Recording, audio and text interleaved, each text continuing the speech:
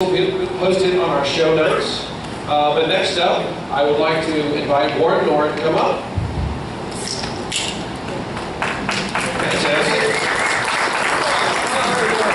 Generous applause. I wish I could whistle. No, I'm good to go. So thank you. Hello, ladies and gentlemen. Hello. I start a little something funny. No, I'm not going to do that. I've been invited to come talk about Arlington, all things Arlington, and why you should be paying attention to things that are going on in Arlington. I feel like I am a little obligated to defend, as you may or may not have seen the bio that you got from me. I'm on the board of the Arlington Classics Academy, a charter school, a public charter school in Arlington. When we opened in 1999, I think it was, we had 348 children. We were a parent-led small group of people that put it together. Tammy Bramley's back there. She was a fellow founder. And we had 348 kids on the first day at 2 different facilities. Today we have more than 1,400, and nobody's assigned to it. You have to go to the school and sign up. We have several hundred children on our wait list. We are exactly what was intended charter schools to be, a small group of regular people operating a charter school that's been approved by the state. It's a choice. Nobody is assigned to the school. And I would suggest to you that what you might be seeing in the future, and we all recognize what Harmony Charter Schools is, people are going to use Harmony to try to torch all charter schools. And I would encourage you to have a broad mind about whether or not what Charter Harmony is doing or what it's not doing, whether or not that should impact all charter schools or not. So right now in Arlington, you have 1,400 at our school, ACA. You've got another 1,400 at International Leadership Technology, whatever that is, just up the street. It's another 1,400. And there's another one that's housed at Field Road Baptist. We've got about 5,000 students in Arlington in charter schools. The local school districts ignore us at their peril. We're growing. We're providing a superior education for the children who want that. So, commercial over. Main thing I want to talk to you today is just about the $500 million bond proposal for Ranger Stadium. Now this is not Ranger Stadium 1, this is Ranger Stadium 2. Ranger Stadium 3, I guess is what it is, yeah, I'm correct? 3. But since I've been politically active, it's only 2. There was one about 22 years ago, 24 years ago, that wound up providing, I think it was $135 million, give or take. I'm sure I've got Ron back here who's going to correct me if I get something wrong. He was a proponent of that, and he was a supporter of that proposal, and it created the current Ranger Stadium. If you go to the Ranger Stadium today, you will see a building that looks like it could have been built last year. It's a beautiful building. That was not true 25 years ago whenever we voted on Rangers 2. So it's very different than what it was 22 years ago, 25 years ago. What they want to do is they want to pass a $500 million bond package. It's going to be paid for by a half-cent sales tax. So it's going to pick up where the Cowboys leave off. And it's going to tear down the current stadium completely and build another stadium 2 blocks away with a roof on it and 10,000 fewer seats. Okay, does that make sense? Yep. Okay, and higher ticket price. There may be higher ticket prices. I don't know. I go so rarely. It's a pleasant game. I'm sure lots of people enjoy it, but yeah, it's not my game. So they want to do this because the Rangers want it. That's the bottom line. That's the stated reason on the Arlington City Council website. The Rangers desire a roof. It's all about the roof. They believe if they get a roof, then things will be better for them. So they're going to take 10,000 seats out, they're going to put a roof on it, they're going to tear down the existing stadium. What's that? They could put a roof on the existing stadium. What they say is that it would be very expensive. Now, nobody's shown me an estimate of why that would be. I really suspect that the right answer on that, and this is just a suspicion, is it interfere with gameplay. And so that's what I really think it is. There is a feeling amongst the city fathers of Arlington that we have to give the Rangers this money or they'll go away. They'll go to Dallas. And the reigning theory that is really believed by our city fathers in Arlington is that there will be a millionaire crowdsource funding of the stadium. People will just fork out, all the millionaires in Dallas will fork out a bunch of money, and they'll build a stadium out of nowhere. Now, in case you're not aware, these things are normally paid for with sales tax. So you go to the store, you pay $1, you get 8 1/4 in most cities. You only pay 8 cents in Arlington, but in most cities you pay 8 1/4. Out of that amount, about 2 cents goes to the city, and the rest of it goes to the state, right? You can only do so much with that, and you can't continue to have it beyond a certain amount. So most cities are at their max. Dallas is at its max, and it spends a full penny on dart. Most cities spend a half penny to a penny on dart or the tee or something like that. So they can't spend, they just can't say, we're going to raise our sales tax to their half cent. They're not allowed to by state law. So there's no easy way for Dallas just to say, we are going to give you $500 million to build a stadium, do what you want, and bring you over. They don't have it under their cap, their sales tax cap. They can say that we're going to come up with money.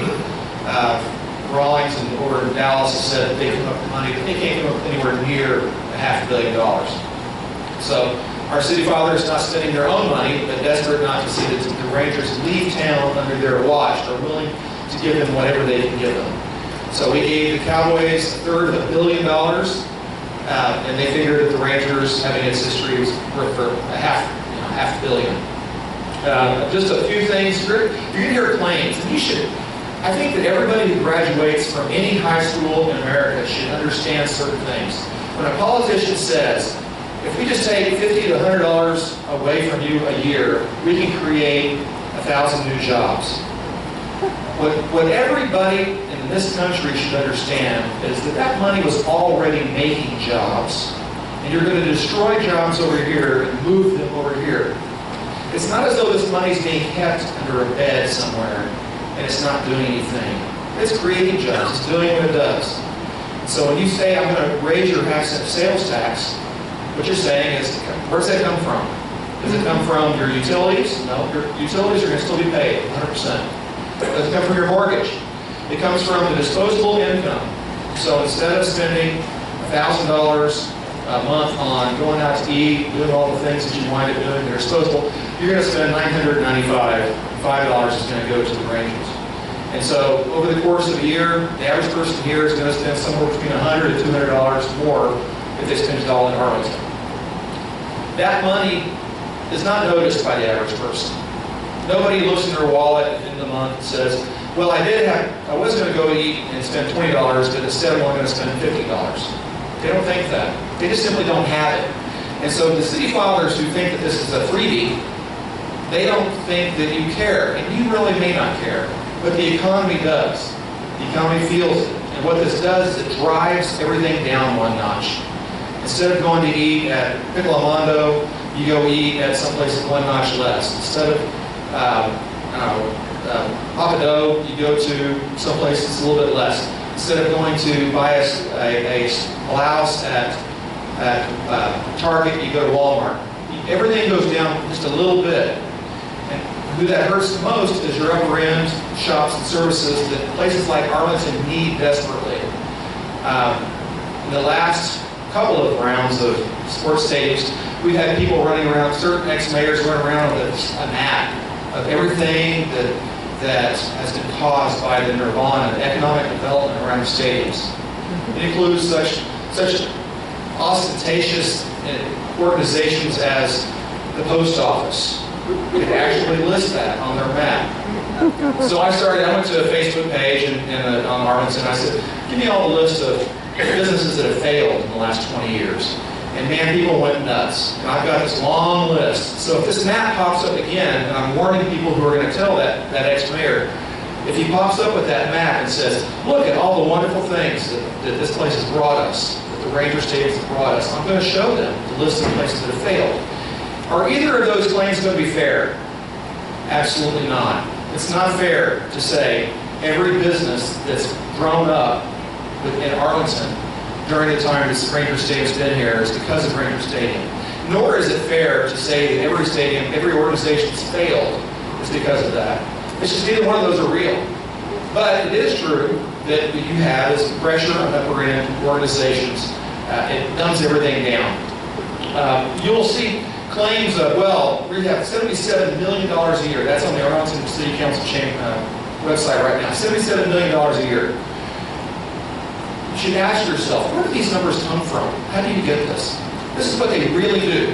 They look at sales tax receipts on game days, and they assume, and I kid you not, they assume that every dollar spent at a restaurant on game day is because of the game. As though if it's not game day, nobody goes to eat anywhere in Arlington. It's only because of Rangers. People get up in the morning and say, well, it's game day, let's go to Denny's and have breakfast. You think I'm joking, but they will put these conclusions out. They will not release the study. We've asked for it multiple times. Show us the study that says that you've got $77 million. And it may have 77, we back up, it may have $77 million of impact. But how much impact do we have anyway? People do go out to eat anyway. If you don't have the Rangers in town, do people say, well, I've got this spare money, I was going to spend on a Rangers ticket, but I guess I'll just burn it. Now, I'm not going to do anything with that. No, you're going to go out to eat anyway. So when we talk about $77 million worth of impact, we're talking about moved impact from one place to another. Now, there may be some positive impact that Ranger Stadium has. I don't know if it is or not. Maybe it's 5 million, maybe it's 10 million. I don't know. I don't know what it is. We can't get a straight answer because they won't release the study, and frankly, it's difficult to do these kinds of studies. But it's not $77 million of new economic impact because Ranger Stadiums are here. I'll get there. The other thing that you'll hear a lot is, well, outsiders, those foreigners, they'll pay half that money. Does it ever make you feel good when the criminal holds you up and says, I'm going to take $50 from the next guy too? Does that make you feel better? You know, hey, it's okay. We're taking money from everybody. Don't feel bad. Besides the fact that that shouldn't make a difference, let's talk about what it really does. How do they figure that out? They look at Visa billing addresses on game day. That's how they do it. So they assume, again, everybody who's in Arlington eating restaurants on game day is because we have a game. And so we're going to take advantage of that. We're going to say everything is there because of game day. It's just, these are assumptions that do not hold water. Every economist that is not paid by one side or the other will come out and say that these things are negligible benefit, if a benefit at all. We have some real anecdotal, non-scientific factoids that you can look at. You can look at Cowboy Stadium, where it was here. I'll keep moving around. I'm sorry. The Ranger Stadium, or Cowboy Stadium, was sitting there for 30 years. And I was going to school at UD in the 1980s, and there was no more economic development around that stadium whenever it moved to Arlington than it was whenever I was going to school at UD. You can look at the economic development in South Arlington right now, and you can see with the greatest of ease. You don't have to have a BS in economics. You can just have a lot of BS. No, you can see that the north part of town is not developing as well as the south. That's just an easy, obvious thing to see. Did the Highlands in South Arlington become what it is because of Ranger Stadium? No, it did not. It simply did not. So, and as you get closer, you pass by Six Flags Mall, which is in great shape today, right? Oh, no, it's not. And people will say, well, surely on game day, with all this traffic, it's doing great things. Sometimes it is. But ask yourself, if you wanted to have a restaurant, and you're going to have X number of seats in your restaurant, the best thing for you as a restaurateur is to have all of those seats filled all the time. It's not to have an empty restaurant 2 days out of the week, out of every third, and every third day be full. That is not the way to success. You can look at, back when I was a child, and I came down here from Oklahoma City, and we could eat at the Steak and Ale that hung on by a nail forever across the street from Six Flags. Forever, the thing held on. It's gone today. These restaurants, the closer it is, even Six Flags, you've got a whole season of busyness. still struggles.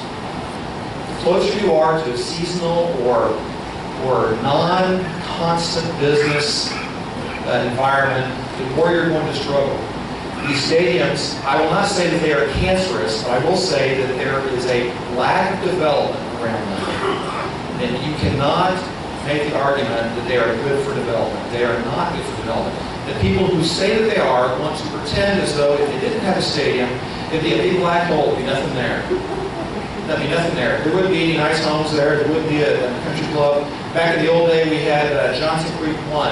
That was I think it was a 27-hole golf course, something like that. It was going to take a lot of eminent domain. It was going to create a nice place where you could live, and all those houses would pay taxes, and they'd be a nice area. So maybe that would have been better for us. I don't know. I worked against that one. Silly me. But the point is that you have to compare what might be there anyway. And the truth is, the Parks Mall, during the 4-day week of Thanksgiving, produces more economic impact than the Ranger Stadium all year long. All year long. Wow. And if somebody, I've been saying this for years, and nobody ever, the bureaucrats that can prove me wrong never do. They never do. So a couple of things that you're going to hear. What is it worth? I've said openly that if we could get a compromise at $200 million or less, then that would be worth it. Why would I compromise to that? I had an old friend of mine tell me once that they're going to spend all the money. I hate these big city fights. They destroy friendships. They put a serious grip of the fabric of the civic discourse that happens. You're either a bad guy or a good guy. You have serious relationships that are sometimes permanently wounded because you have these big fights. If we could buy off the Rangers for $200 million, we use up the sales tax, so it's all used up, or most of it's used up, so we don't have another big fight. And we keep out mass transit, which is one of my major goals. It's another topic. But if you could just make some kind of compromise that's reasonable, $500 million is so bad that I think we can beat it. Any questions? Yes. Yes. Okay, Warren, I've heard very, okay, I've heard very little about all of those ballpark suites, and I'm not sure if they're long-term contracts. You know, we've got a bunch of them in there. What's going to happen? I did hear something about how they're going to chop off the stadium and leave those. I got your question. The question is, what are we going to do with the existing structure? In case you're not familiar, the current, are we there? We're good? Okay. Yeah, we're good. The current structure has a lot of office space, and they're nice. And they look out of the ballpark, and people come out and watch the game from people's various offices. The answer is we don't know yet. People say that we're going to knock the ballpark down, we're going to leave the offices. It's really up in the air. No one can say authoritatively what that is. Where we are today is the council, and this is a funny thing happened.